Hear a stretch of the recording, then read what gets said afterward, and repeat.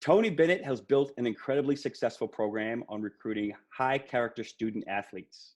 While Bennett may not get the top 10 guy, his success rate securing players in the top 100 who fit his 5 pillars is the best in the ACC over the last several years.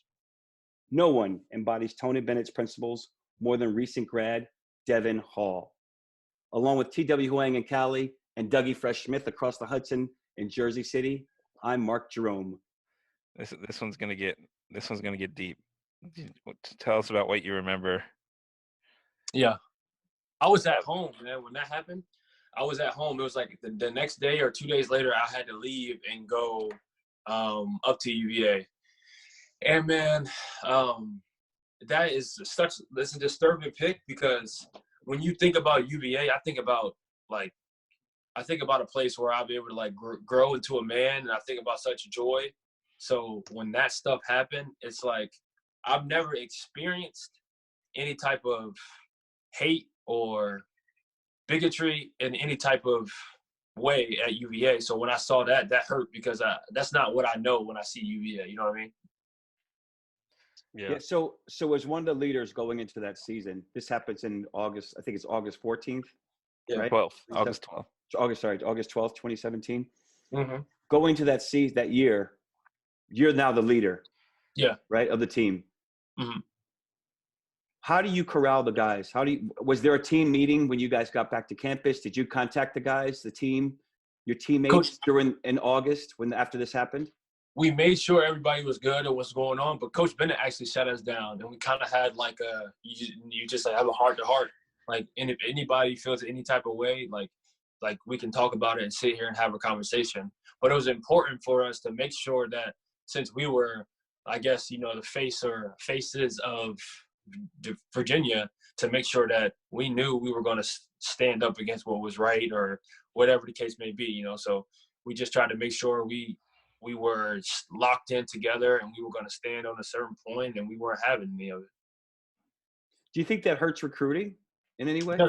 I mean, honestly, this right here? Yeah, just having those guys march downtown Charlottesville. Yeah, there's a certain fear behind that, man. Like, you don't want you're sending 17, 18-year-old kids to a school where there possibly can, be some type of riot, and a dangerous riot at that. Yep. Yeah, there's a fear behind it for sure. You were in Virginia Beach. You weren't that far away.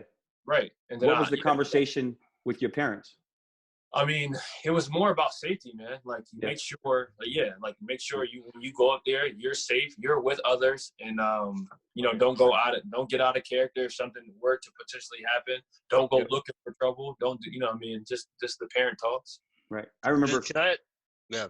I remember when it happened, and I think when the news is going on after probably later that evening, about 6 or 7 o'clock, I remember calling Tony Bennett with those same feelings. Like, my son is going to school there in a couple of weeks.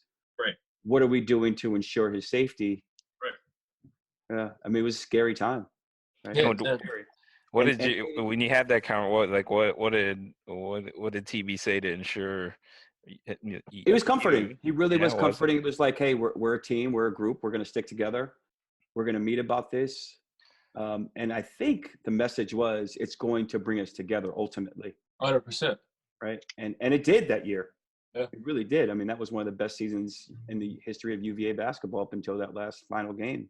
Mm-hmm. This, I mean, for me, growing up in Charlottesville, obviously, there are parts of Charlottesville, this stuff, it does exist. Like, it's not UVA, but in Charlottesville, there's, a lot of racism, and a lot, there's just like some backward stuff in the woods there, and you just don't know, right? So this is, for me, like Devon said, this was disturbing, like, to see this, and after that.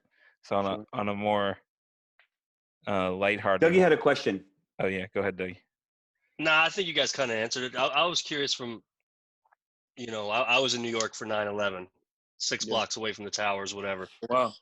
In the aftermath of that, I felt threatened every day until eventually in 2003 I moved to Brazil. Oh, another story. Yeah. But so in Charlottesville, so you guys saw this as a potential threat going forward, or you thought it was a one-off? These cowards came from outside, marched down a soft country, not a country, but a soft university school to make their bullshit point, whatever. But did people? So like, you know, Mark, to your point, how are you thinking this shit's regular in Charlottesville, or it could continue because it's of a this? great People are going to question. be angry Yeah. both sides. Yep. That was my And I'm concern as curious a parent. We just didn't No, know, for right? sure. That was the thing. But I'm curious for Dev as a player, like, you know, you're on top of the world, dude. You're 20 years old, whatever. Everything's great. You got a party here. You playing ball. Yeah. I'm curious because from my experience, there's a fear that they come back and we're like maybe, you know, hanging out one night or something, and or maybe Right. we're on the lawn or we're walking downtown or wherever, and there's always a fear. So it's like, you know, That be sucks, dude. cautious, and so that's what it was. Like, make sure you're being cautious at all times. How did you think the school handled it? I mean, I don't know, man. I think, you know, there's only certain ways you can handle that stuff. There's not too. I don't know, man, because I don't know. I couldn't say how I would handle it. You know what I mean? Because I'm not in the administration. I mean, I'm only going to do what's best for the students. You feel what I'm saying? And then in terms of the city, I'm only going to do what's best for the residents. Right. I can't necessarily tell you exactly how I would handle it or what was best or what wasn't. Yeah. And then the next one to light, obviously. Yeah, my God, TW, you just took us deep there. And then the reverse of that, talking, you know, Minneapolis. This is the picture of you, Justin, Malcolm, Joe, right? You know, confetti's on the floor. You guys are looking up at the team on the platform. Like, what was going through your mind? That's like a glorious moment right there. You see that, man, and it's like this all was worth it. You know what I mean? Like, regardless, you have your experiences at UVA, and you win, you lose, but this is the pinnacle. This is it. This is what you want to try to achieve when you're playing at college basketball. Everyone wants to win a national championship, and now you get to we're watching the one shining moment right there, and when that's going on in that picture.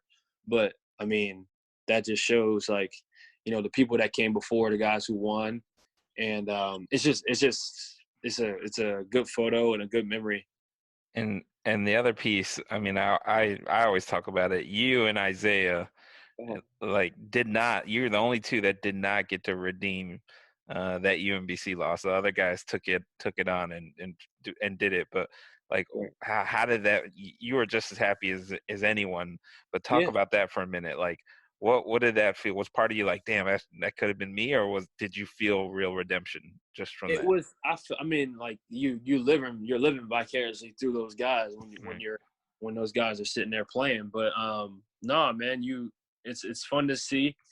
I wasn't complaining or acting like, you know, oh man, I wish I was out there, because I mean, like, I'm happy for those guys no matter what. They earned it, they deserved it, they worked, they overcame a lot during in that weekend, you know what I mean? So I was happy, man.